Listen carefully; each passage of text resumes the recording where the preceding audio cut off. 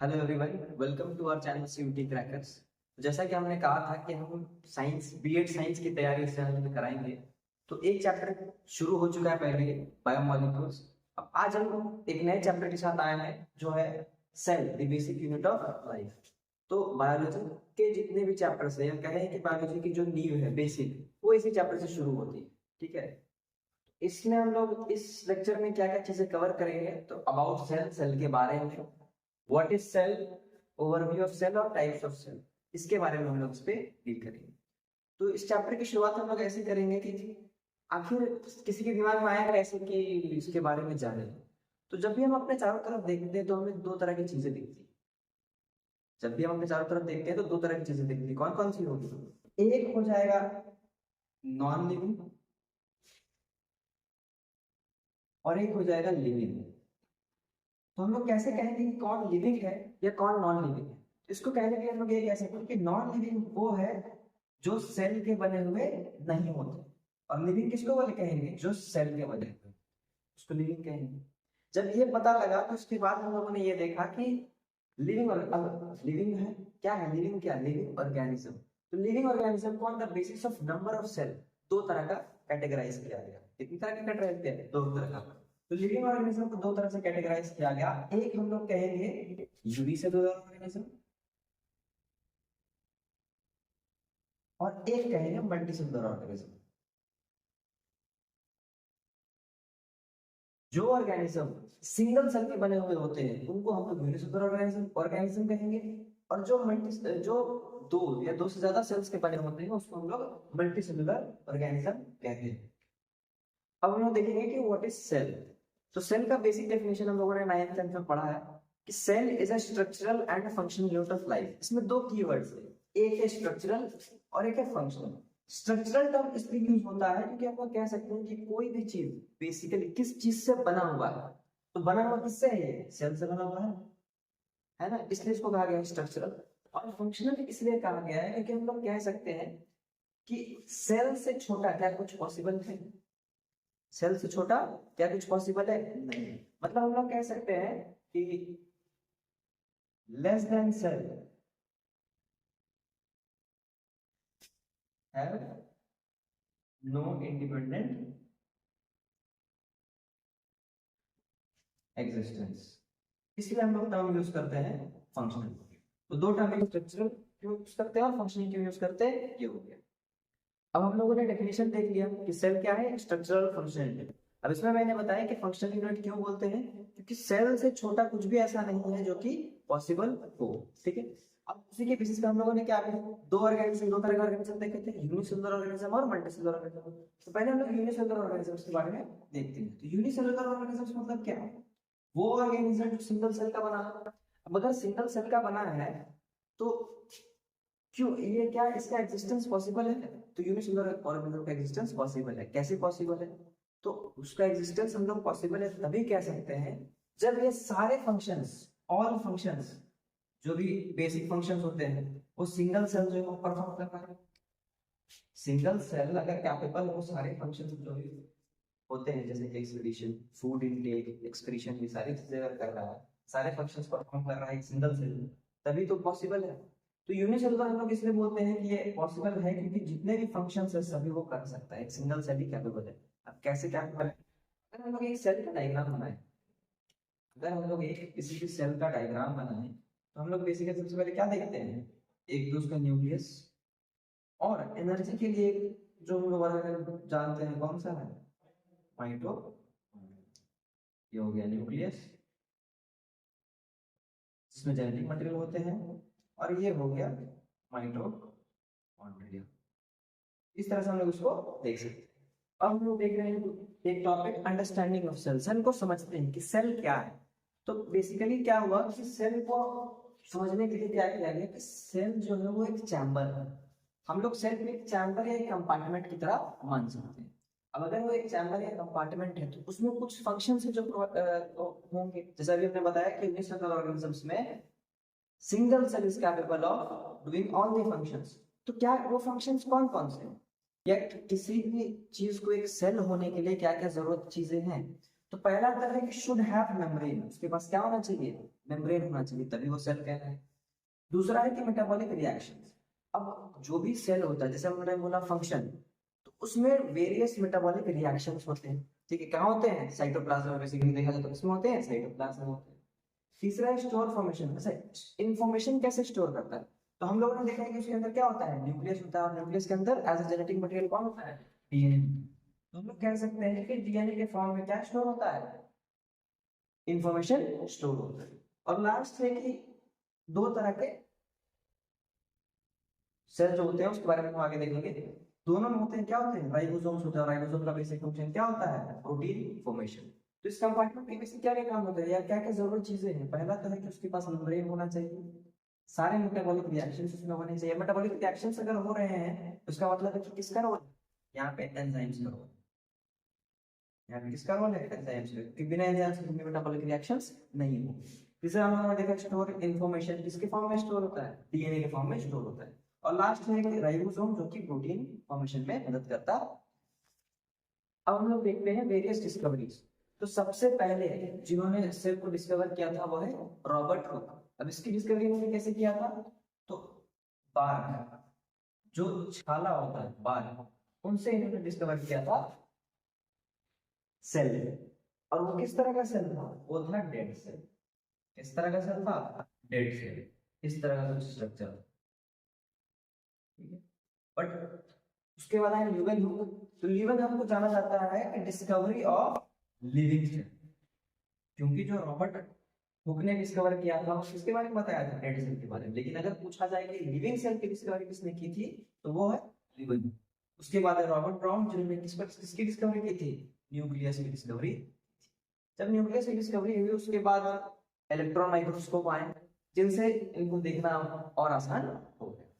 अब जब electron microscope की डिस्कवरी हो चुकी, उसके बाद दो सेल्स को लेकर के देखा गया। एक है चीक सेल्स और एक अनियन पेल। चीक सेल्स किसमें आ जाएंगे? एनिमल सेल में। और ये किसमें आ जाएंगे? प्लांट सेल में।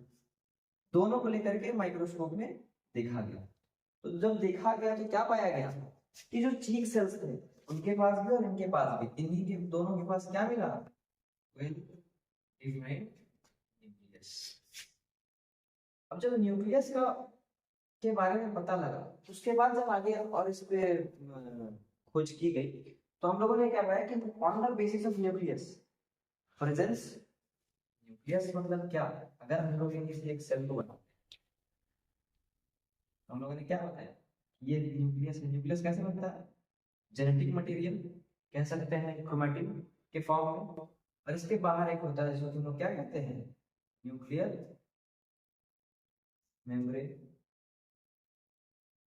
अब presence and absence of nuclear membrane के बेसिस पे दो तरह के सेल होते हैं। अब वो दो तरह के सेल कौन कौन होते हैं वो हम लोग अभी देखते हैं।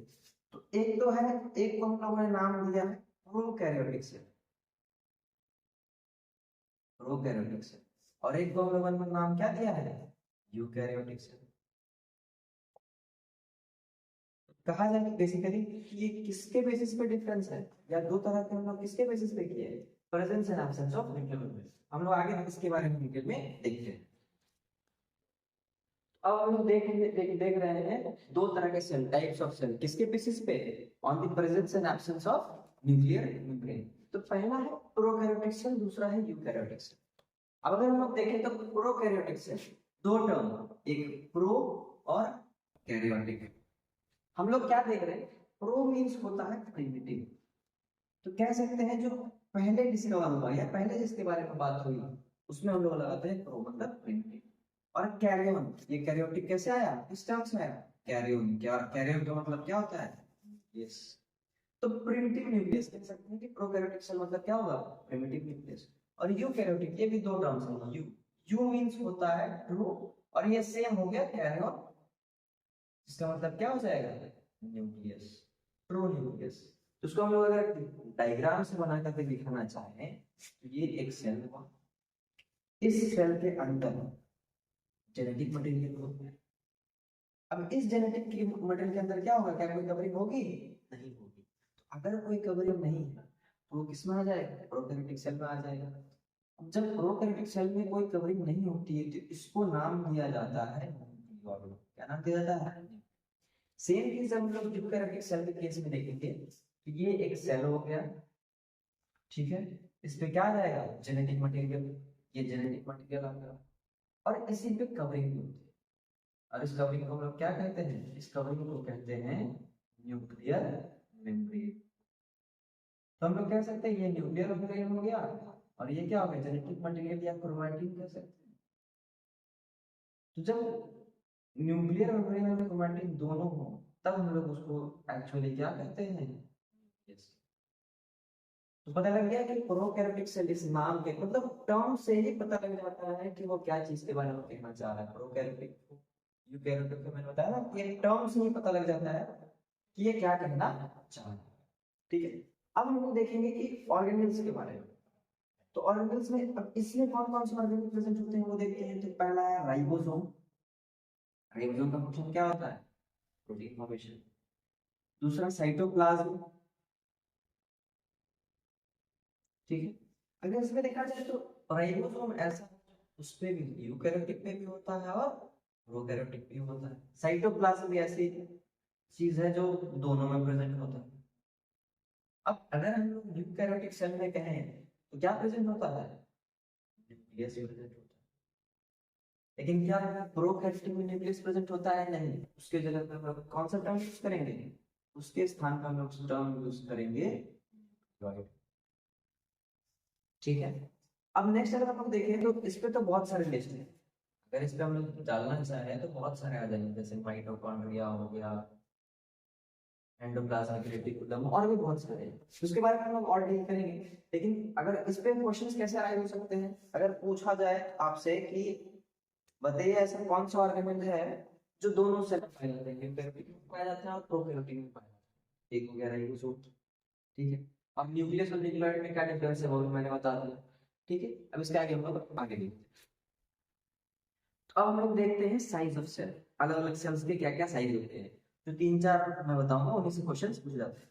जैसे कि पूछा जाए कि स्मॉलेस्ट सेल कौन है, तो स्मॉलेस्ट सेल में हम लोग कहते हैं माइकोप्लाज्मा।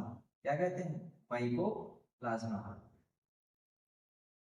इसकी साइज कितनी होती है, 0.3 माइक्रोमीटर। अब इसमें अगर आपसे पूछा जाए कि बैक्टीरिया की साइज कितनी होती है, ये भी पूछा जा सकता है। तो बैक्टीरिया की साइज जो एनसीईआरटी में दी हुई है कि 3 to 5 माइक्रोमीटर। नेक्स्ट है लार्जेस्ट सेल। तो लार्जेस्ट सेल कौन से है, तो लार्जेस्ट सेल किसको बोला जाता है, ऑस्ट्रिच एग। किसको बोला जाता है, ऑस्ट्रिच एग। लेकिन अगर इसमें स्पेसिफाई कर दिया जाए कि largest cell in humans, rest specify कर दिया जाए कि लार्जेस्ट सेल किसके केस में, ह्यूमंस के केस में, ह्यूमंस के केस में कौन आ जाएगा, इसके केस में आ जाएगा आरबीसी। इसका साइज कितना होता है, 7 माइक्रो। नेक्स्ट जो है वो है लॉन्गेस्ट सेल। तो लॉन्गेस्ट सेल तो आप लोगों को पता ही होगा, लॉन्गेस्ट सेल कौन सा है, लॉन्गेस्ट सेल होता है नर्व सेल। अब हम लोग देखते हैं डिफरेंट ऑर्गेन्स के बारे में, डिटेल में हम लोग आगे डिस्कस करेंगे नेक्स्ट क्लास में। बट अभी कुछ ऐसी चीजें हैं जो मैं बता देता हूँ। जैसे कि ऑर्गेन्स के बारे में अगर बात किया जाए तो पहला है, एक है कि जो विदाउट मेम्ब्रेन होते हैं, जिनके पास मेम्ब्रेन नहीं होता, वो कौन सा ऑर्गेनेल है। तो विदाउट मेम्ब्रेन में दो ऑर्गेनेल्स हम लोग देखेंगे। कौन कौन से ऑर्गेनेल देखेंगे, एक तो है राइबोसोम, एक क्या है, राइबोसोम। अब राइबोसोम किसमें प्रेजेंट होता है, यूकैरियोटिक में या प्रोकैरियोटिक में, तो राइबोसोम दोनों में प्रेजेंट होता है। किसमें प्रेजेंट होता है, दोनों में प्रेजेंट होता है। और दोनों किसमें प्रेजेंट होता है, प्रेजेंट इन साइटोप्लाज्म। अच्छा, क्या ये सिर्फ साइटोप्लाज्म प्रेजेंट होता है, नहीं। अगर यूकैरियोटिक के केस में बात किया जाए तो साइटोप्लाज्म के साथ साथ माइटोकॉन्ड्रिया और किसमें प्रेजेंट होता है, और क्लोरोप्लास्ट में भी प्रेजेंट होता है। ये कैसा होता है, विदाउट मेम्ब्रेन, इसमें मेम्ब्रेन नहीं होते। और ऑर्गेनेल जो विदाउट मेम्ब्रेन होता है वो कौन सा है, सेंट्रियोल। अब राइबोसोम तो दोनों में होते हैं, प्लांट सेल में होते हैं, एनिमल सेल में होते हैं। लेकिन ये जो सेंट्रियोल है सिर्फ किसमें होता है, एनिमल सेल में होता है। और इसके पास क्या नहीं होता है, मेम्ब्रेन। दूसरा हम लोग देखते हैं सिंगल मेम्ब्रेन बाउंड। दूसरा क्या हो जाएगा, सिंगल मेम्ब्रेन बाउंड ऑर्गेनेल। मतलब जो भी ऑर्गेनेल है उसके बाहर की सिंगल मेम्ब्रेन की बाउंड्री है। इस पे कौन कौन आ जाएगा, जितने भी है आपका endoplasmic reticulum, Golgi body, lysosome और वैक्यूल। ये सारे ऑर्गेनेल ऐसे हैं जो जो कैसे होते हैं, सिंगल मेम्ब्रेन बाउंड। अब एक और लास्ट है, वो है डबल मेम्ब्रेन बाउंड। कौन सा है? Double membrane bound. इसमें बेसिकली 3 आते हैं। कौन कौन से आते हैं? एक हो गया आपका माइटोकॉन्ड्रिया, एक हो गया आपका क्लोरोप्लास्ट। अगर आपसे पूछा जाए कि बताइए न्यूक्लियस कैसा होता है, विदाउट मेम्ब्रेन होता है, सिंगल मेम्ब्रेन बाउंड होता है या डबल मेम्ब्रेन बाउंड होता है, तो न्यूक्लियस भी जो है वो कैसा होता है? Double membrane bound. तो ये था हमारा आज का जो भी है ऑर्गेनिज्म के बारे में। अब सेल के बारे में देखा, सेल क्या होता है, types of cell, prokaryotic, eukaryotic, क्या होते हैं नहीं होते हैं वो देखा है। उसके बाद हम लोगों ने बेसिकली ऑर्गेनिज्म के बारे में देखा कि कौन सिंगल मेम्ब्रेन बाउंड होते हैं, किनमें मेम्ब्रेन नहीं होता है और कौन डबल मेम्ब्रेन बाउंड होता है। इसके बाद हम लोग नेक्स्ट क्लास में हर एक ऑर्गेनेल को डिटेल में देखेंगे। धन्यवाद।